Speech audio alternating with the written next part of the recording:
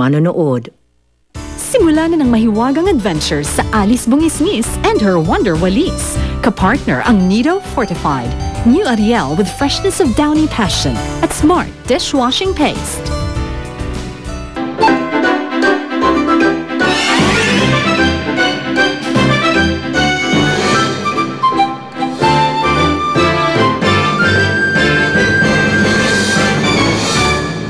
Tutulungan mo akong mahanap si Daisy. Ilalakad kita kay Kuya. Deal!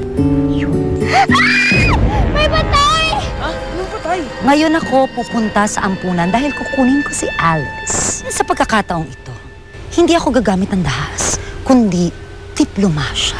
Sana maabutan pa siya ni Nurse Elfa. Sana mabuhay pa tong taong to. Ako ang nanay mo, Alice. Kailangan lang wag mabasa ang sugat niya. At kailangan lang gasin niyo ito ng pinakuluan ng dahon ng bayabas. Salamat po, Nurse Elfa.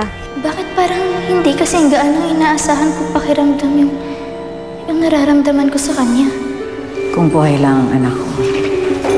Kasi ang edad na halo siya ni Queen. May sasabihin ako sa'yo. Nakita ko na yung nanay ko. Pinuntahan niya ako dito. Alice, I'm happy for you. Biro mo, sa tagal-tagal ng panahon, nakita na rin ng family mo. Pero alam mo, nalilito ko eh. Bakit?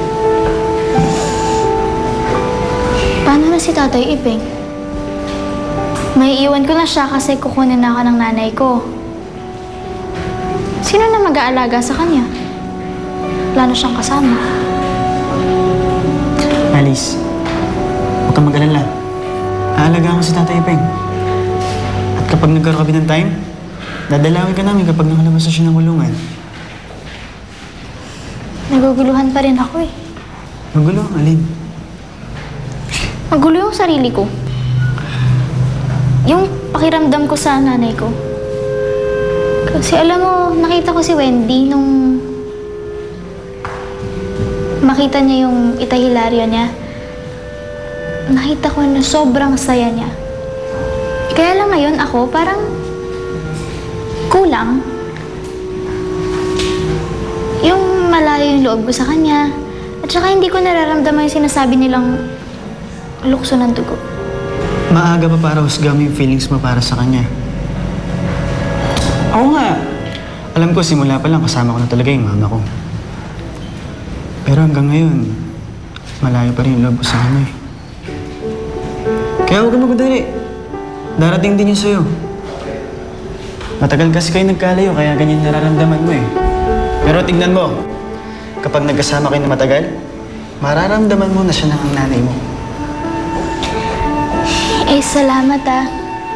Salamat kasi sinasabihan mo ko ng mga ganyang bagay. Wala naman kasi akong kaibigan para pag-usapan yung mga tungkol dyan eh. Si Gelay lang naman, siya kasi Wally yung kaibigan ko. Wally?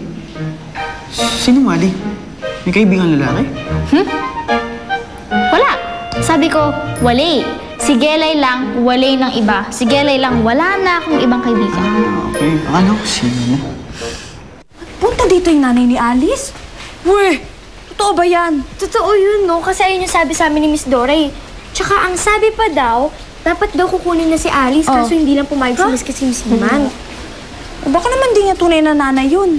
Ba't mo naman nasabi yun? Bakit hindi mo ba totoo ang tatay mo? Talaga. Kung alam niyo lang.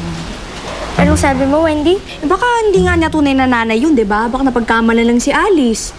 Tingnan nyo, di ba, hindi basta-basta binibigay ni Miss Kasimsiman yung mga bata. Kasi kailangan munang patunayan na totoo niyang anak yung kinukuha niya. Pero sana totoong nanay na ni Alice yun, no? Para mawala siya dito sa ampunan. Loka ka. Mas naging masaya pa yung bruhang Alice na yun. Ano ka ba? Parehas lang kayo, no? Kasi kasama mo na rin yung tatay mo. Patas lang kayo. Listahan? Opo. Meron po ba kayong mga listahan ng lahat na umattend doon sa pasayaw? Yung parang guest list. Yun na nga po yun. May gusto kasi sana kaming mahanap na pangalan. Naku, wala kaming ganun. Actually, wala na kaming ginawang guest list. Kasi yung mga nagpunta dun is galing sa taga San Marcelino. Pero kilala niyo naman po halos lahat, di ba? Halos kilala naman namin lahat. Meron po ba kayong kilalang Daisy? Daisy, nandun siya sa labas ng simbahan, nagtitinda ng bulaklak. Talaga po? May kilala ka bang Daisy? Daisy? Kasi nakasayaw ng Spade nung pasayaw eh. Nagkakrush siya doon sa babaeng yun at di niya malimutan. Talaga? Crush ni Spade yun? Oo. Bakit ganyan ang reaction mo? Parang kang gulat na gulat. Parang excited na excited. Hindi naman. Diyan. Pero kilala mo ngayon, Daisy?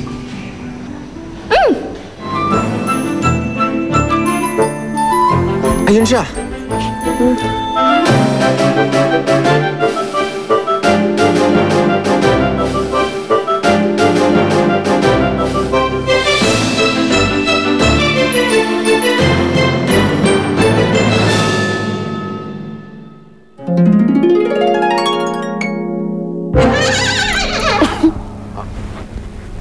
Sorry, boss. Sorry, miss. Kamali lang ako. Kilala ko siya. Talaga? Oo. Pwede mo bang ibigay sa akin yung contact number niya para may ibigay ko yung Spade? Wala siyang cellphone eh. Kaya wala siyang number. Address niya? Hindi ko alam. Kasi alam mo ba, sa palengke lang kami lagi nagkikita nun. Okay ka tala. Hi, Daisy. May way ka ba para makausap mo siya? Sabihin mo naman sa kanya na pwede sila makita ni Spade mamayang gabi. Mamayang gabi? Agad-agad? Oo. Naku, sorry. Akala ko si Daisy Bading ang hinahanap ninyo. Paano po kaya natin siya mahanap? Alam mo, may photographer kami na nakuha. Baka doon natin makita. Kapag naituro nyo kung sino yung babaeng yun, kung taga saan at sino siya, hintayin nyo na lang yung picture. Mabuti pa nga siguro yun. Kasi parang medyo malabo naman kung puro description na yung pag-usapan natin dito. Teka nga muna. Bakit nyo ba hinahanap ang babaeng ito? May atraso ba siya sa inyo? Ay, wala po. Kasing kasama ko. Patay na patay sa kanya. Hindi naman. Sus, pagwapo ka pa eh. Hindi po yun. Sige na, Alice. Please, tulungan mo ako.